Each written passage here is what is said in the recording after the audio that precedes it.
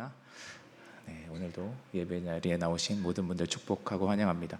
네, 앞뒤 좌우로 좀 인사를 한번 해볼까요? 네, 예배 자리 잘 나오셨습니다. 축복하고 환영합니다.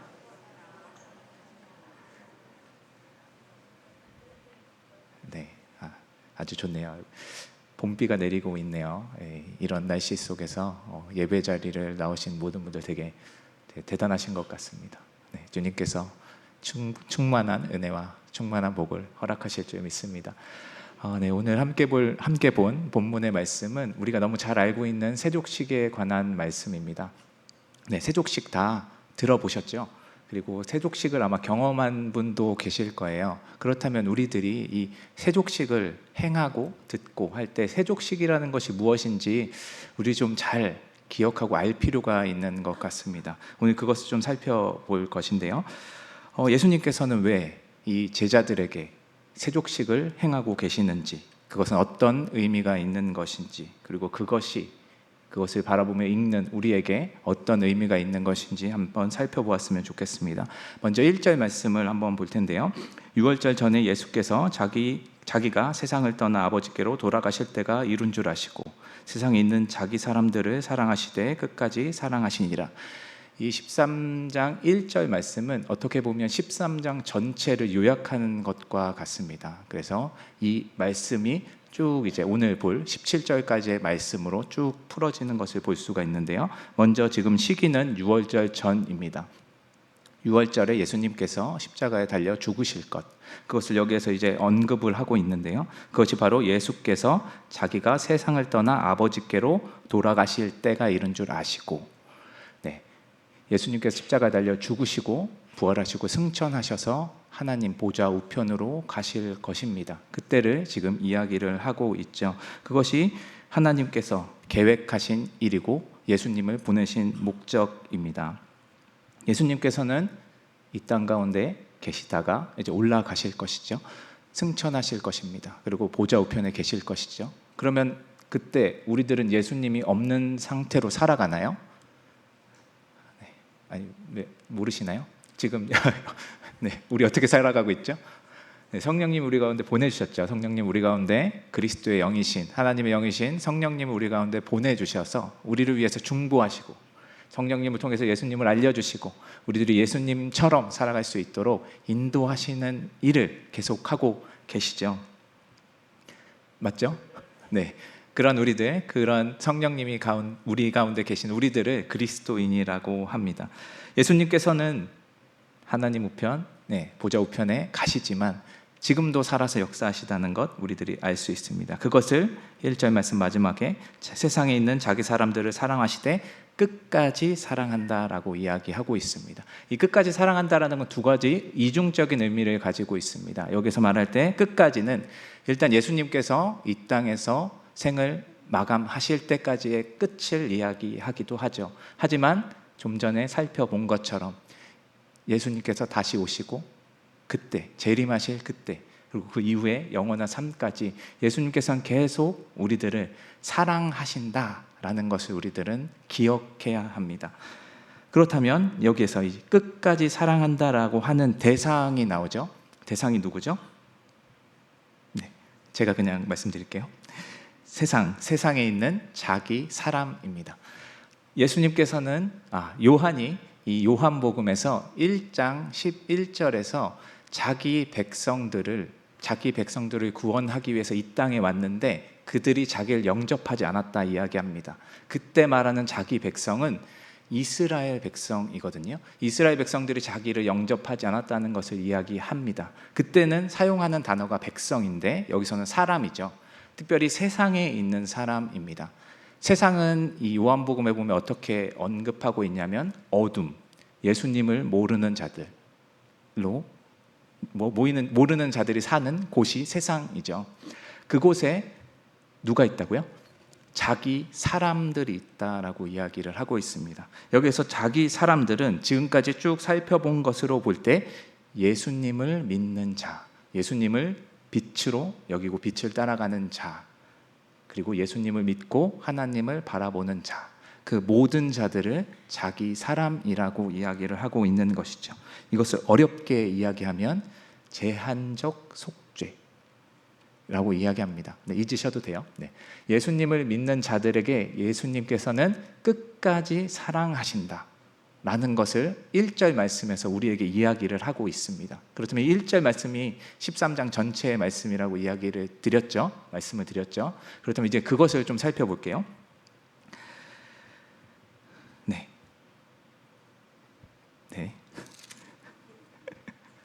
네, 이어서 할게요.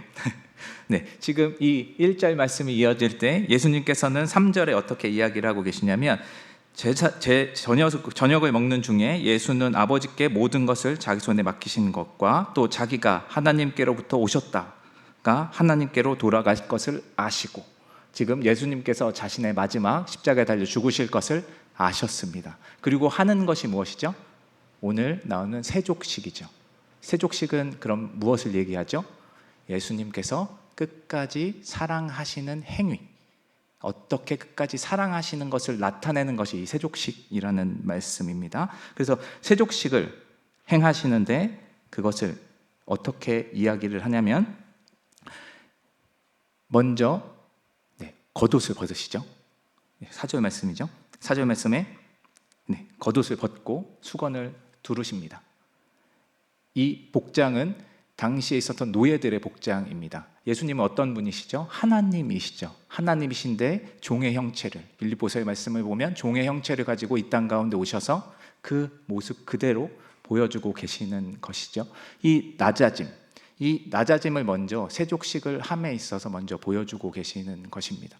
그리고 나서 이제 발을 씻기는 일을 시작하시는데, 그 발을 씻기는 것, 아마 한 번씩은 들어보셨을 텐데, 이 발을 씻긴다는 것 자체가 굉장히 수치스러운 유대 문화 속에 있습니다. 수치스러운 일을 행하는 것으로 보여지는데요. 제가 찾아본 것에 의하면 랍비 문헌에 메킬타라는 것이 있습니다. 랍비들이 이제 율법을 가지고 자기네들이 이제 하나씩 분리하면서 만든 것이죠. 여기서 발 씻는 것을 금지하는데요. 이 금지하는 이유는 수치스러운 노동이기 때문입니다. 특별히 이것을 금지할 때 어떻게 금지를 하냐면, 유대인들 중에 종이 된 사람들이 있지 않습니까? 돈이 없거나 팔려서 종이 된 자들, 그 유대인들은 주인이 유대인이더라도 발을 씻겨주면 안 됩니다. 그것은 수치스러운 노동이고 이 랍비들이 금지하는 것입니다. 또 하나를 보면은 탈무드에 보면 케투봇이라는 것이 있습니다. 여기에서는 어떤 것을 이야기하냐면, 스승과 제자가 있는데 제자는 스승이 하는 모든 것을 행해야 합니다.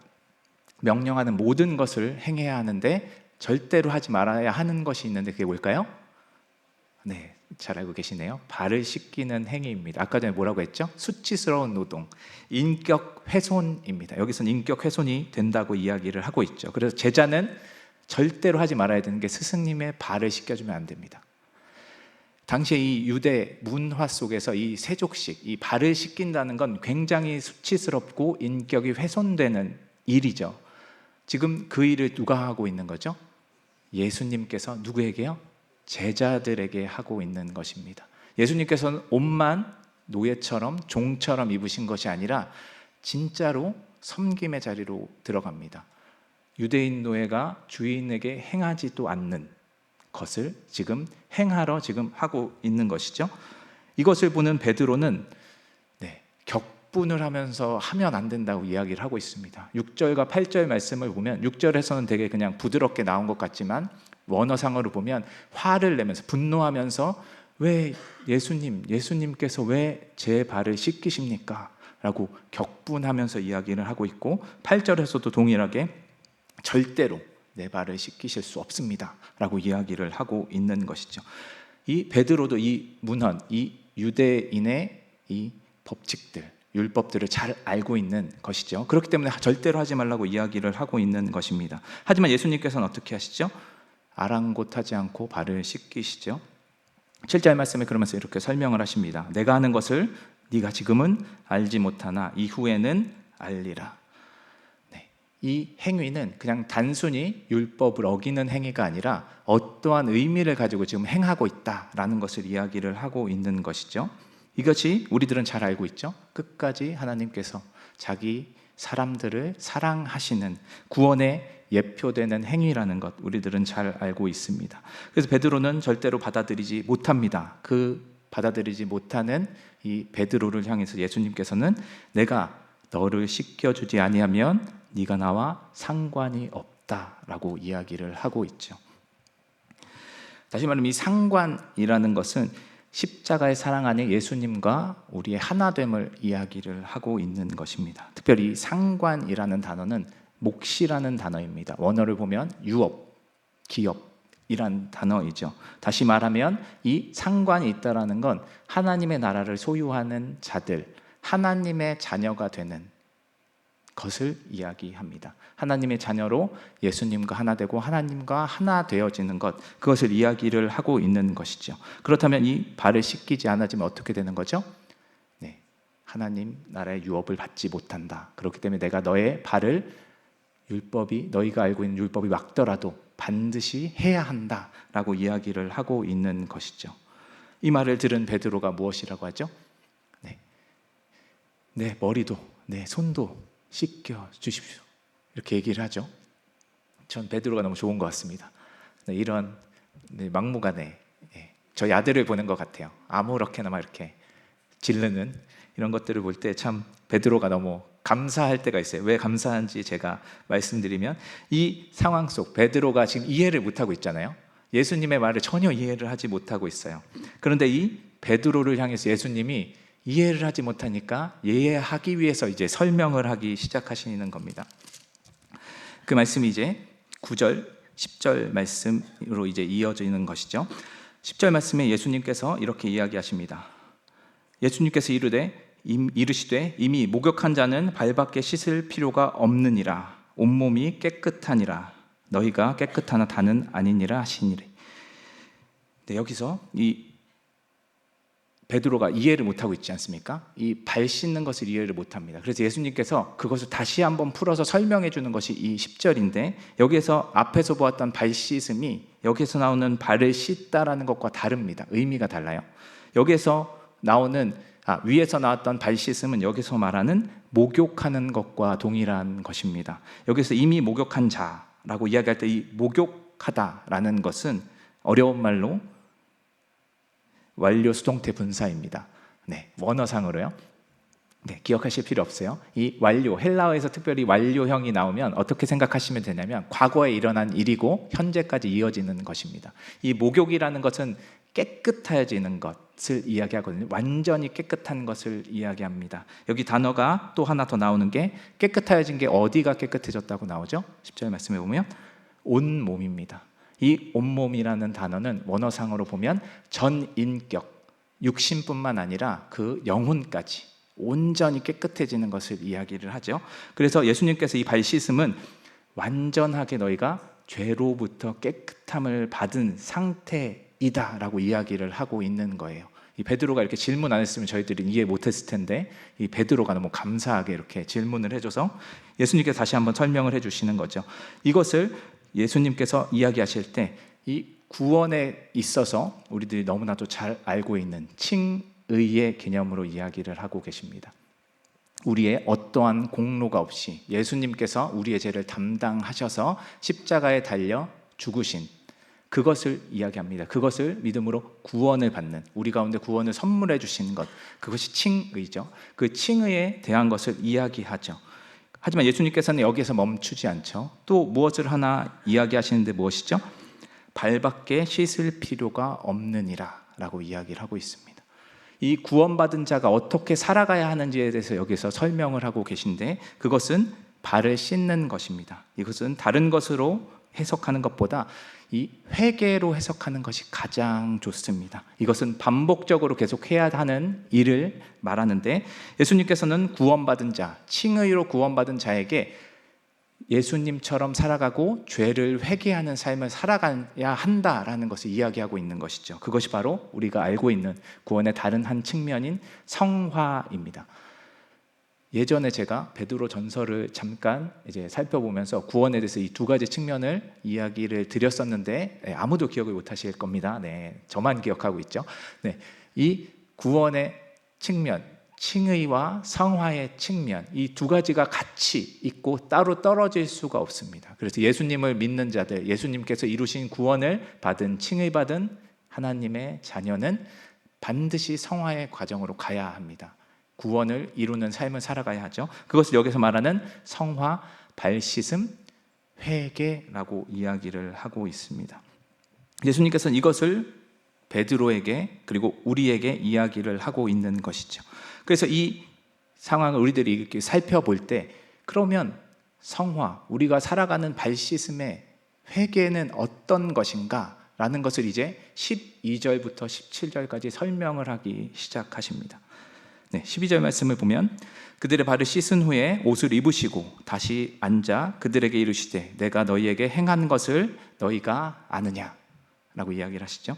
예수님께서 앞에서 이야기했던 것처럼 너희가 이제 알게 내가 설명을 하겠다 그러면서 지금 10절에 설명을 하셨죠. 그것을 다시 한번 말씀을 하고 계시는 겁니다.